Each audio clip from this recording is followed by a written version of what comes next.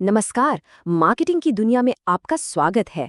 आज हम एक बहुत ही मजेदार और जरूरी कॉन्सेप्ट के बारे में बात करने वाले हैं कि कंपनियां आखिर ये कैसे तय करती हैं कि उन्हें अपना सामान किसे और कैसे बेचना है। तो क्या लगता है ये सब बस ऐसे ही हो रहा है, एक इत्तेफाक? जी नहीं, बिल्कुल नहीं।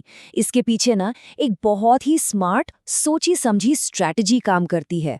और आज हम मिलकर उसी स्ट्रैटेजी का राज खोलने वाले हैं। चलिए एक नजर डालते हैं कि आज हम क्या क्या कवर करने वाले हैं। हम शुरू करेंगे मार्केट की सबसे बड़ी चुनौती से, फिर समझेंगे कि मार्केट सेगमेंटेशन यानी विभाजन क्या है और कैसे किया जाता है। इसके बाद हम प्रोडक्ट पोजीशनिंग की कला को जानेंगे और देखेंगे कि ये सब हमारी रोज की जिंदगी पर कैसे असर डालता है। तो चलिए कहानी शुरू करते हैं उस एक बड़ी मुश्किल से जिसका सामना हर बिजनेस को करना पड़ता है। जरा सोच कर देखिए, आज का मार्केट कितना बड़ा और भरा पूरा है। हर किसी की जरूरतें, पसंद और चाहतें अलग अलग हैं। ऐसे में एक साइज सबको फिट वाला फॉर्मूला तो चल ही नहीं सकता, है ना? जो चीज एक के लिए परफेक्ट है वो दूसरे के लिए शायद बिल्कुल बेकार हो। तो भाई, इस मुश्किल का हल क्या है?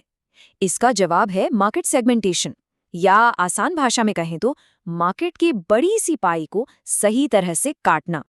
देखिए, इसकी किताबी परिभाषा तो ये है कि एक बड़े मिले जुले मार्केट को छोटे छोटे ग्रुप्स में बांट देना, जहां हर ग्रुप में एक जैसे लोग हों। मतलब जिनकी जरूरतें और पसंद मिलती जुलती हों, उन्हें एक साथ रखना। ये पाए वाली मिसाल ना एकदम परफेक्ट है। सोचिए, एक बहुत बड़ी पाए है जिसमें सब कुछ मिला हुआ है। शायद वो सबको पसंद ना आए, लेकिन अगर आप उस पाए के छोटे छोटे अलग अलग फ्लेवर वाले स्लाइस बना दे तो हर कोई अपनी पसंद का स्लाइस उठा सकता है। मार्केटर्स ठीक यही करते हैं। तो अब सवाल ये उठता है कि मार्केटर्स ये पाए काटते कैसे हैं?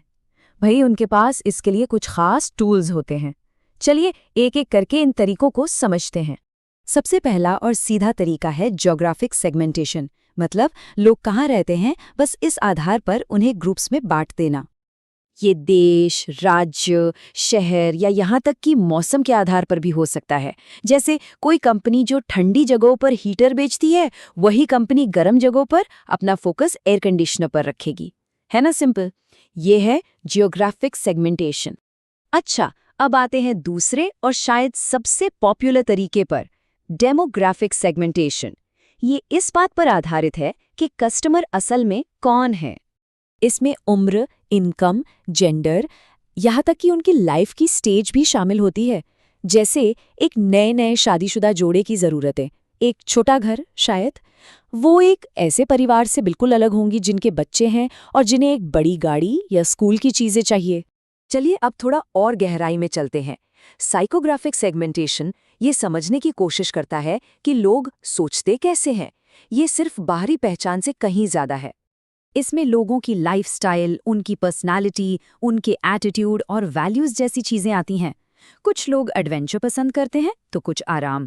कुछ लोगों के लिए पर्यावरण की चिंता बहुत जरूरी है।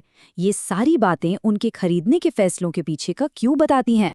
और हमारा चौथा और आखिरी तरीका है बिहेवियरल सेगमेंटेशन। ये इस पर फोकस करता है कि कस्टमर किसी प्रोडक्ट के साथ इंटरैक्ट कैसे करते हैं, मतलब उनका व्यवहार कैसा है।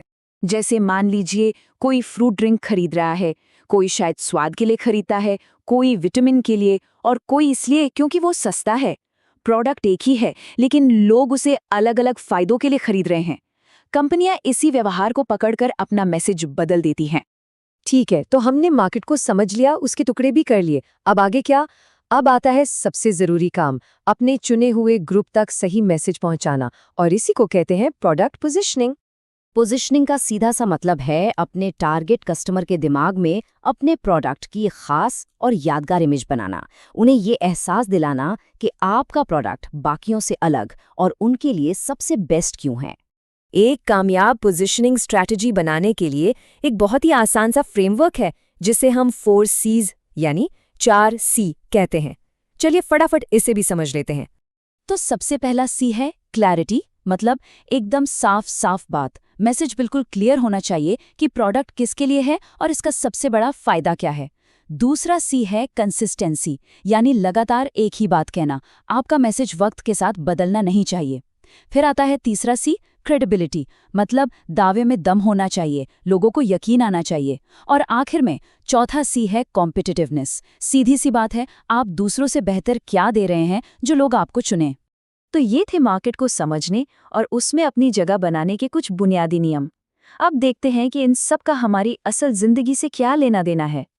अगली बार जब कोई ऐड देखें या शॉपिंग करने जाएं, तो बस एक पल के लिए रुकिएगा और सोचिएगा, ये कंपनी असल में किसे टारगेट कर रही है और वो अपने प्रोडक्ट को लेकर हमारे दिमाग में क्या इमेज बनाना चाह रही है। क्योंकि अब हमें पता है कि ये सब कुछ यूं ही नहीं हो रहा, ये सब एक बहुत ही सोची समझी स्ट्रैटेजी का हिस्सा है।